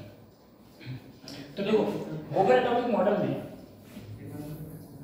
मैं डायरेक्ट बताऊं तुम लोगों को ये, जैसे मान लो तुम्हें पता है ये इसकी दूरी है r, इधर वेलोसिटी है v, वेलोसिटी v है, ये दूरी है r। अब मुझे बताओ यहाँ पर ये कोई ना कोई पॉजिटिव चार्ज है, अगर ये z है तो इसके पास जो चार्ज होगा वो क्या होगा, Ze, जहाँ Z क्या होते हैं, number of proton, number of proton, neutron पर तो कोई चार्ज ही नहीं होता। और मुझे बताओ न्यूक्लियस में क्या प्रोटॉन रहते हैं, एक प्रोटॉन और एक न्यूट्रॉन, दो चीज रहती है सर। न्यूक्लियस में प्रोटॉन रहते हैं और न्यूट्रॉन रहते हैं। प्रोटॉन न्यूट्रॉन के पास कोई चार्ज ही नहीं होता, तो सारा चार्ज किसके पास है, प्रोटॉन। तो जितनी टोटल चार्ज क्या होगा, तो टोटल चार्ज हो गया Z संख्या होगी प्रोटॉन की, और एक प्रोटॉन का चार्ज क्या हो गया, Ze, ठीक है। तो टोटल चार्ज क्या हो गया इसका, Ze हो गया, ठीक है। अगर यहाँ पर एक इलेक्ट्रॉन मूव कर रहा है, इलेक्ट्रॉन पर चार्ज क्या होता है, E, इलेक्ट्रॉन पर चार्ज होता है। अब देखो ये रुका कैसे पड़ा है, क्योंकि सर जी इनमें आपस में एक फोर्स लग रहा है, ठीक है, ये प्लस Ze, ये माइनस, तो आपस में अट्रैक्शन फोर्स लग रहा है। कितना फोर्स लग रहा है, कितना फोर्स लग रहा है, तो sir 1/4 pi epsilon not Q1 Q2 upon R square बराबर mv स्क्वायर अपॉन R, ठीक है। ये इस टाइप से ऐसे तुम्हारा फोर्स ये यहाँ पर ऐसे लगता है। अच्छा, इसके बाद में हम एक फार्मूला और जानते थे सर, mvr बराबर NH अपॉन 2 जहाँ n होते थे जो नंबर ऑफ क्वांटम, ठीक है, हाँ, वो होता था principal quantum number, principal quantum number. हमें इससे कोई मतलब नहीं, हमें जो सिर्फ मतलब है वो सिर्फ बच्चों बस इससे मतलब रखना है। हम लोगों के लिए, हम लोगों को सिर्फ इतना मतलब रखना है कि जो रेडियस का फार्मूला होता है, जो रेडियस का फार्मूला होता है वो होता है तुम्हारा h स्क्वायर, बोलो h square epsilon not upon pi m e square n square upon z, bracket में n स्क्वायर अपॉन z। हमें सिर्फ इतना फार्मूला याद है और हमें ये याद ना हो कोई दिक्कत वाली बात नहीं है। h Planck constant, epsilon naught भी कांस्टेंट, मास भी कांस्टेंट, ठीक है, इलेक्ट्रॉन का मास है यहाँ पर, e भी कांस्टेंट। अगर मैं ये सब वैल्यू रखूंगा 0.52 n upon n square upon z, ये फार्मूला मेरा आता है रेडियस का, ये याद करना है तुमको। अब ये रेडियस का फार्मूला कैसे आता है, देखो ये मेरा न्यूक्लियस है, ये फर्स्ट ऑर्बिट है, ये सेकंड ऑर्बिट है, ये थर्ड ऑर्बिट है, ठीक है। तुमसे अगर मैं कहूँ बताओ सेकंड ऑर्बिट और यहाँ ले लिया हाइड्रोजन, हाइड्रोजन के लिए जेड की वैल्यू 1, कितनी ये रेडियस कितनी होगी, तो दिक्कत किस बात की है, सिर्फ r बराबर 0.52, n की जगह 2 है तो 2 दूनी 4, z की वैल्यू 1 है, इसकी गुणा कर लो, इतनी r हो जाएगी, रेडियस तुम्हारी उतनी हो जाएगी। अगर तुमसे हाइड्रोजन की जगह हीलियम पूछ लेता, हीलियम के लिए z की वैल्यू क्या होती है 2, ठीक है, तो यहाँ 2 रखती। इसी टाइप से भाई जब ये मूव भी तो कर रहा है, मूव कर रहा है तो इसकी वेलोसिटी भी होगी, मूव कर रहा होगा तो इसकी कुछ ना कुछ वेलोसिटी भी होगी। वेलोसिटी का फार्मूला क्या था, वेलोसिटी का बताओ, v = a square upon 2x, v = e square upon हां 2x epsilon not z upon n, ये फार्मूला होता है, ठीक है। अब मैं यहाँ पर भी e की वैल्यू रखूं, h की वैल्यू रखूं, एप्सिलॉन नॉट की वैल्यू रखूं, तुमको सिर्फ ये याद करना है कि इसका जो मान होता है वो 2.26 2.2 into 10 की power 6 Z upon N metre पर सेकेंड, ये होगा। ठीक है, अब जैसे मुझे बताओ सेकंड ऑर्बिट में, सेकंड ऑर्बिट है, सेकंड ऑर्बिट में हाइड्रोजन के लिए वेलोसिटी का मान क्या है, तो क्या करोगे, तो सर वेलोसिटी कितनी होगी, तो 2.2 गुणा 10 की घात 6, हाइड्रोजन है तो जेड की वैल्यू 1, सेकंड ऑर्बिट है तो यहाँ 2 हो गया, 2 से भाग करा 1.1 इंटू 10 की पावर 6 मीटर पर सेकंड, ये वेलोसिटी हो जाएगी। ठीक है, तो ऐसे तुमको इसकी वेलोसिटी के बारे में पता करना है, ये पता होना चाहिए, ये चीज है। उसके बाद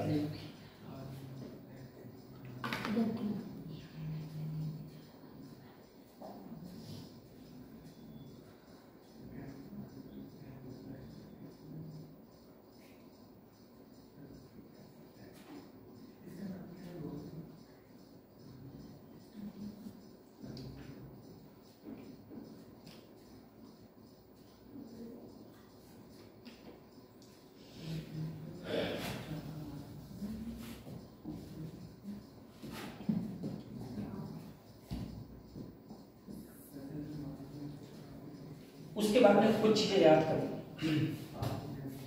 सबसे पहले तो मैं कोई भी इलेक्ट्रॉन जो मूव कर रहा है उसके पास टोटल एनर्जी भी होगी। ठीक है, एक हम लोग और जानते थे, एक फार्मूला क्या हो गया, पीपी सो रहा हो, पीपी सो गया, ये नहीं सो, पीपी सो ही नहीं सकते किसी भी कंडीशन में। ठीक है, सर जी देखो, अगर मैं टोटल एनर्जी की बात करूं, टोटल एनर्जी होती है sir kinetic energy plus potential energy. मैं सिर्फ वही बता रहा हूं जो इंपॉर्टेंट है। जो टोटल एनर्जी का जो फार्मूला आता है वो आता है 13.6 अपॉन एन स्क्वायर, और ऊपर भी क्या रहता है जेड स्क्वायर, साथ में किसमें रहता है आंसर, इलेक्ट्रॉन। ठीक है, और ये वैल्यू रहती है माइनस में। टोटल एनर्जी का फार्मूला ये है। अगर मैं यही एनर्जी हाइड्रोजन के लिए बोलूं, हाइड्रोजन के लिए टोटल एनर्जी हो जाएगी माइनस का 13.6 एन स्क्वायर, जेड की वैल्यू 1, आंसर क्या आ गया, इलेक्ट्रॉन वोल्ट। बहुत इंपॉर्टेंट फार्मूला है, सही है, बहुत इंपॉर्टेंट फार्मूला है, तुम लोगों के लिए इसकी वैल्यू पता होनी चाहिए ही चाहिए। दूसरी चीज सर, अगर मैं तुमसे ये इसके बाद में अगर मैं तुमसे वो इसकी बात करूं, सीरीज की बात करूं, ठीक है, यह हाइड्रोजन स्पेक्ट्रम है, हाइड्रोजन स्पेक्ट्रम।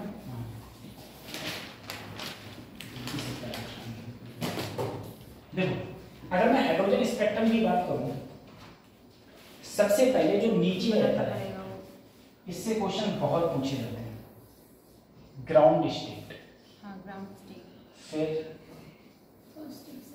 फर्स्ट, पर देखो इससे दूरी कम, सेकंड, फिर इससे कम, फिर इससे कम, फोर्थ, फिर इससे कम, फिर इससे कम। ठीक है, ऐसे मान लो। अगर मैं तुमसे कहूं, देखो इसे तो बोलोगे या तो ग्राउंड स्टेट बोलोगे, और अगर ग्राउंड स्टेट बोल दो और इसे बोलोगे फर्स्ट एक्साइटेड स्टेट, हाँ, इसे हम लोग बोलेंगे फर्स्ट एक्साइटेड स्टेट।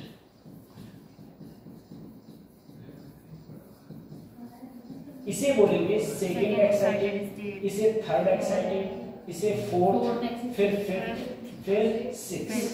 अब देखो इसे हम लोग लें तो ये तुम्हारा होता है n बराबर 1, n बराबर 2, n बराबर 3, n बराबर 4, 5। ठीक है, अब तुम बताओ n बराबर 1 को क्या बोलते हैं लोग, ground state. First excited state n बराबर कितना होता है, 2। देखो फर्स्ट एक्साइटेड स्टेट यही तो है, ये n बराबर कितना है 2, सेकंड एक्साइटेड स्टेट कितना है n बराबर 3, ये हमारी चीजें होती हैं। सही। अब हम लोग इसमें ये कहें सबसे पहले कोई भी चीज कहीं से आए और अगर वो फर्स्ट तक आएगी, कोई भी चीज कहीं से आए अगर वो फर्स्ट तक आएगी तो उसे हम लोग बोलते हैं लाइमन सीरीज। ठीक है। कोई चीज कहीं से आए अगर वो सेकंड तक आएगी तो उसे हम लोग बोलते हैं बाल्मर सीरीज। ठीक है। कोई चीज अगर कहीं से आए और अगर वो तो उसे हम लोग बोलेंगे बाल्मर सीरीज। ठीक है। ये हमारी कौन सी सीरीज आ गई? बाल्मर। कहीं से आए 3 तक आएगी तो उसे बोलेंगे पार्शियल, फिर ब्रैकेट, फिर प्रीफोन। सिंपल सा जो क्वेश्चन पूछा जाएगा, एक क्वेश्चन ये पूछा जाता है कि लाइमन जो सीरीज है वो कौन से रीजन की होती है? यूवी अल्ट्रावायलेट रेज की। और विजिबल मतलब जो हमें दिखाई देता है, जो हमें दिखाई देता है वो सिर्फ हमारी कौन सी होती है सर? Balmer series. और बाकी पाश्चन हो गई, ब्रैकेट हो गई या फिर प्रीफोन्ड हो गई। ठीक है। वो जितनी भी हमारी ये सीरीज है ये हमारी है इंफ्रारेड। ठीक है। ये तीनों की तीनों हमारी इंफ्रारेड होती है, तीनों की तीनों हमारी इंफ्रारेड। अब तुमसे क्वेश्चन पूछा जाएगा, बताओ विजिबल कौन सी में आती है? बाल्मर। ठीक है। बाल्मर विजिबल आती है, लाइमन यूवी ये बाल्मर, उसके बाद में आती है हमारी इंफ्रारेड वेव्स आती है ये। अब दूसरी चीज देखो, इसे हमने बोला ग्राउंड स्टेट, इसे first excited, second excited, third, fourth, fifth. एक छोटा सा क्वेश्चन तुमसे डायरेक्ट पूछा जा सकता है। एक फार्मूला होता था बच्चों, तुम्हें पता हो शायद, वो फार्मूला होता है तुम्हारा 1/लैम्डा बराबर 1/लैम्डा बराबर ब्रैकेट में होता था 1/n1 square minus n1 square, और यहाँ क्या होता है RZ स्क्वायर। ठीक है। RZ स्क्वायर ये होता है, जहाँ R की वैल्यू 10 की घात 7 होती है, 1 × 10 की घात 7। ठीक है। ये वैल्यू लगभग होती है। ठीक है। अब देखो इस क्वेश्चन से तुम लोग ये देखो, अगर तुमसे कहा जाए, जरा सोचना, अच्छा ये तो फार्मूला होता ही होता था, ये तो फार्मूला तुमको याद करना है। तो मुझे एक बात और बताओ सर, अगर मैं यहाँ पर एनर्जी लिखूं ग्राउंड स्टेट पर, जो मेरा एनर्जी का फार्मूला होता था -13.6, ये हाइड्रोजन के लिए होता था। किसके लिए? हाइड्रोजन के लिए। अगर मैं n बराबर 1 रखूं तो यहाँ एनर्जी कितनी रहेगी? -13.6। अगर n बराबर 2 रखूं तो यहाँ एनर्जी कितनी रहेगी? -3.4। n बराबर 3 रखा -1.51 और यहाँ माइनस का 0.85 और यहाँ माइनस का 0.54। ऐसी एनर्जी रहेगी। हाँ ऐसी ही एनर्जी ऐसी एनर्जी ऐसी रहेगी। अब जरा सोचो, मैंने तुमसे कहा जैसे जैसे ऊपर जा रहे हैं, माइनस का मतलब कर्जा समझ लो तुम। ठीक है। कर्जा, कर्जदारों को कर्जा। अब जरा सोचना सर, अगर मैं यहाँ से यहाँ, यहाँ से यहाँ आया, ठीक है, यहाँ से यहाँ आया, तो मैं पहले से और ज्यादा कर्जे में आ गया। ज्यादा कर्जे में आ गया तो अगर मैं अब मैं देखो कैसे निकालूंगा, मैं -1.5 बनने से क्या घटाऊं? माइनस का क्या होगा नीचे, तो पहुंच गया मैं। तो जो वैल्यू आएगी वो किस में आएगी? प्लस में, यानी कि उतनी एनर्जी निकली मेरे से, तभी तो मैं कर्जे में आया। अब वो एनर्जी निकलती है तो वो एनर्जी किसके रूप में निकलती है बच्चों? फोटॉन्स के रूप में। वो एनर्जी फोटॉन्स के रूप में निकलती है। तुम्हें पता है अगर एनर्जी ज्यादा तो लैम्डा की वैल्यू कम। एक सिंपल सी बात करेंगे, तुम बताओ। देखो सबसे ज्यादा जो एनर्जी निकलेगी, सबसे ज्यादा एनर्जी निकलेगी जब इनफाइनाइट से कहां पर आए अपन लोग? इनफाइनाइट से 1 पर आए, तो सबसे ज्यादा एनर्जी निकलेगी। ठीक है, कितनी एनर्जी निकलेगी, क्योंकि इनफाइनाइट पर एनर्जी कितनी होती है 0, तो कितनी एनर्जी निकलेगी 13.6। तो एनर्जी सबसे ज्यादा तो लैम्डा सबसे कम, सही है। अब तुमसे कहा जाए लाइमन में लैम्डा सबसे कम कब होगा, जब मैं इन्फिनिटी से कहा हूं 1 पे, और लैम्डा सबसे ज्यादा यानी कि एनर्जी सबसे कम कहाँ होगी, जब मैं 2 से कहा 1 में, ठीक है। अगर मैं 2 से 1 में आऊंगा तो एनर्जी सबसे कम और लैम्डा सबसे ज्यादा, और अगर मैं इनफाइनाइट से 1 में आऊंगा तो एनर्जी सबसे ज्यादा और लैम्डा सबसे कम। ऐसे ही तुम इसमें देखो, अगर मैं तुमसे कहूं बालमर में मुझे लैम्डा सबसे ज्यादा चाहिए, तो मैं कहां से कहां आऊंगा, लैम्डा सबसे ज्यादा यानी कि एनर्जी सबसे कम, एनर्जी सबसे कम का मतलब है 3 से 2 में, ठीक है। और लैम्डा मुझे सबसे कम एनर्जी सबसे ज्यादा वो कब होगी, जब इनफाइनाइट से कहां आऊंगा 2 में। ऐसे ही तुमसे कहीं दिया जाए तो मैं ऐसे याद रखना है, लाइमन, बालमर, पास्टन, ब्रैकेट, पिफुंड या फुंड बोलते हैं, ठीक है। तुमसे कहा जाए बताओ फुंड में सबसे ज्यादा लैम्डा कब होगा, सबसे ज्यादा लैम्डा होगा जब मैं 6 से किस में आऊंगा 5 में, यही तो होगा। और सबसे ज्यादा कब होगा, सबसे ज्यादा तब होगा जब मैं इन्फिनिटी से किस में आऊंगा 5 में। अब याद कैसे रखोगे, लाइमन 1, बालमर 2, पास्टन 3, ब्रैकेट 4 और ये क्या हो गया 5। तो यहाँ पर हम 5 में आएंगे। तुमसे बालमर कह दिया जाए तो किस में आएंगे 2 में, पास्टन कह दिया जाए तो किस में आएंगे हम लोग 3 में आएंगे, ठीक है। तो ऐसे भी तुमसे क्वेश्चन पूछे जा सकते हैं कि बताओ सबसे ज्यादा कहाँ से आएंगे हम, सबसे कम हम लोग किस साइड से या किस टाइप से हम लोग सबसे कम या सबसे ज्यादा आ रहे हैं, ठीक है। इस टाइप के तुमसे क्वेश्चन पूछे जाते हैं, चलो ठीक है। अब देखो इसके बाद में ये तुम्हारा हाइड्रोजन स्पेक्ट्रम मैंने थोड़ा बता दिया तुमको, ठीक है। तुम लोग और पढ़ लेना, मैं तुमको पेपर कल तो पेपर दे दो तुम लोग, ठीक है। टेस्ट दे, हाँ नंबर कमाए कोई दिक्कत नहीं है भाई, नंबर कमा रहे तो क्या है, क्या होगा उसे, नंबर कमाए तो क्या दिक्कत जा रही है भाई, टेस्ट देने आ रहा है, कौन सा तुम्हें कोई फांसी लटका दे रहा है, ये तुम्हारा खड़ा होकर बेइज्जती कर रहा है, सही है ये चीज है। तो नंबर कमाने में कोई दिक्कत नहीं है, अरे एटलीस्ट कम से कम बायोलॉजी तो करोगे बैठ के, लेट हो जाएंगे सर। कहाँ जा रही हो, कल कॉलेज है तो आज 2 बजे आ गए, आज तो सर थे ना, कल मैम है सर का, तो खतरनाक है मैम का प्रैक्टिकल हो जाता है फिर वो रूम में लगती है काय का प्रैक्टिकल है चलो कोशिश करना, आप ऐसा करना, आप जब यहाँ से जाओगे तो अभी पता है कहते हुए जाना, कहना सर अगर कल अपन लेट हो गए ना तब भी अपन आएगा, मान लो 3 बजे आ जाओगे, 3:30 बजे आ जाओगे, छुट्टी है ना 2 घंटे हम अपना नई एक सब्जेक्ट करेंगे और सब्जेक्ट करेंगे, है ना। देखो टेस्ट देने आओ वो ज़्यादा अच्छा रहता है, अच्छा क्या बहुत अच्छा रहता है।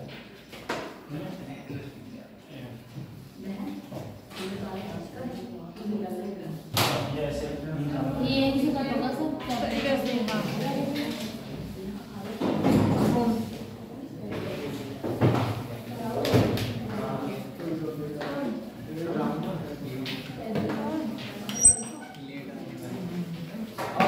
तुमको लेट हो, मैं नहीं लेता हूँ, टाइम पे है वो टाइम पे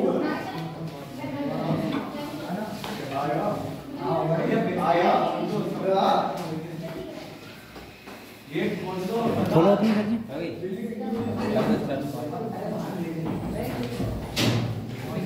अभी क्लास स्टार्ट कर दें।